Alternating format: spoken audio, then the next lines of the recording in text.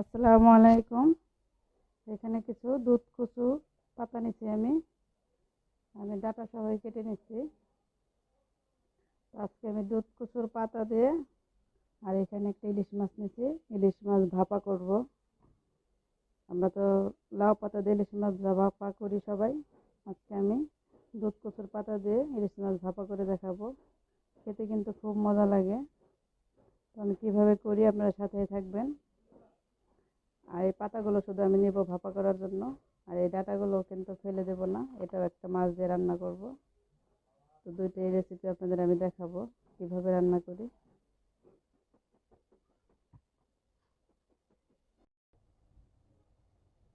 এখন মাছের জন্য আমি মশলাটা নিয়ে নেব। এখানে পেঁয়াজ কুচি দিয়ে দিতেছি,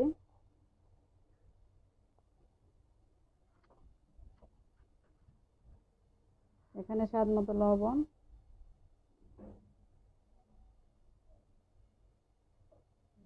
হলুদ গুঁড়ো,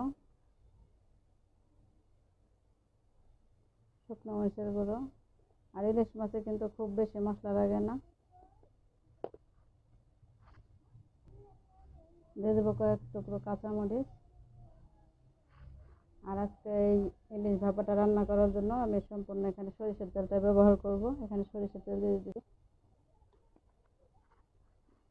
এখন হাত দিয়ে ভালো করে মাখিয়ে নেব।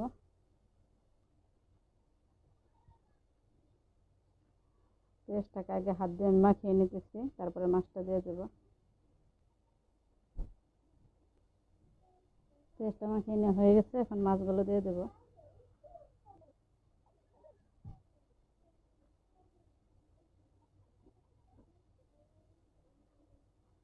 পেঁয়াজটা কিন্তু পেঁয়াজ মশলা মাছের সঙ্গে ভালো করে আমি মাখিয়ে নিচ্ছি। দেখুন,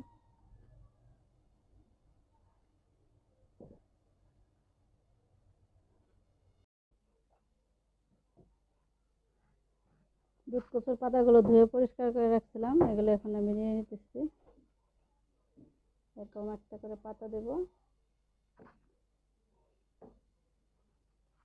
মাঝখানে একটা মাছ দিয়ে দেব।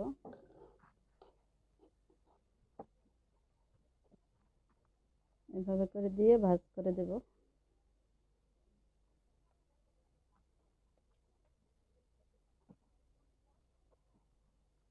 এভাবে ভাজ করে নেব আমি সবগুলোই।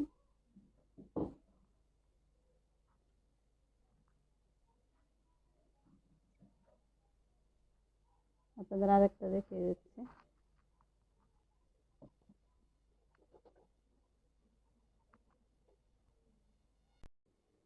কচুর পাতা ইলিশ ভাপা করার জন্য এখানে আমি কচুর পাতাতে ইলিশ মাছগুলো মুড়িয়ে নিচ্ছি এখন। আর এখানে একটা ফ্রাই প্যান বসিয়ে দিয়েছি, সরিষার তেল দিয়ে দেবো ফ্রাই প্যানে।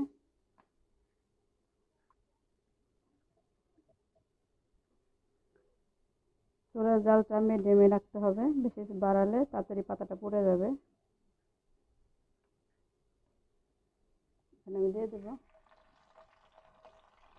এক পেটে একটু হলেই কিন্তু দেখবেন হয়ে যাবে, নরম হয়ে যাবে।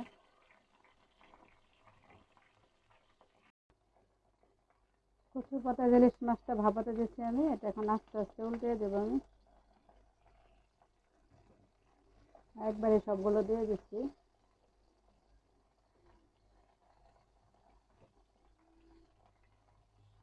দেওয়ার পরে কিন্তু সবগুলোই এরকমই হয়ে যাবে। প্রথমে মনে হচ্ছিল যে খুলে যাবে খুলে যাবে, কিন্তু আস্তে আস্তে চুলার জালটা কিন্তু একদম কমায় রাখতে হবে। এরকম করে সবগুলো এখন উল্টে দেব। মাছটা কেমন হয়েছে ঢাকনা খুলে এখন দেখবো। দেখুন, আমি কিন্তু চুলার জালটা একদম লোতে দিয়ে রাখছি। আস্তে আস্তে লোতে দিয়ে কিন্তু এই ভাপাটা করতে হবে।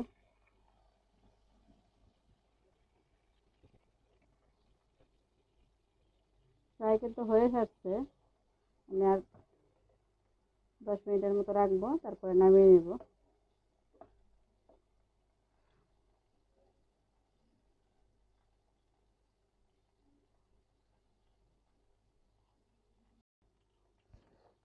কচুর পাতায় ইলিশ মাছটা ভাপানো হয়ে গেছে, আমি এখন উঠিয়ে নেব। খুব সুন্দর করে কিন্তু সিদ্ধ হয়ে গেছে।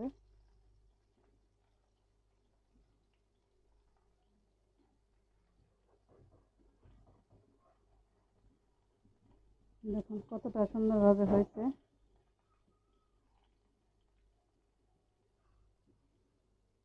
এখন আমি উঠিয়ে নেব প্লেটে।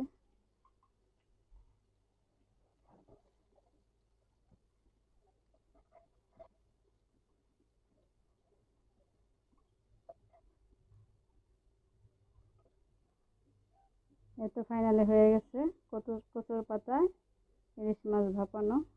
এটা কিন্তু গরম ভাতের সাথে খেতে খুব ভালো লাগে। খুব মজার একটা রেসিপি। খুব অল্প সময়ে কিন্তু আপনারা এই রেসিপিটা করতে পারেন। আর ইলিশ মাছে কিন্তু খুব বেশি একটা মশলাও লাগে না। দেখুন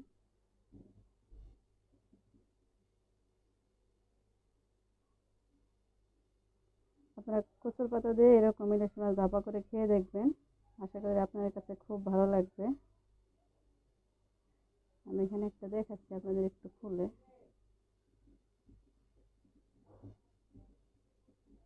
মাছটা কেমন হয়েছে দেখুন, সুন্দরভাবে কিন্তু হয়ে গেছে একদম।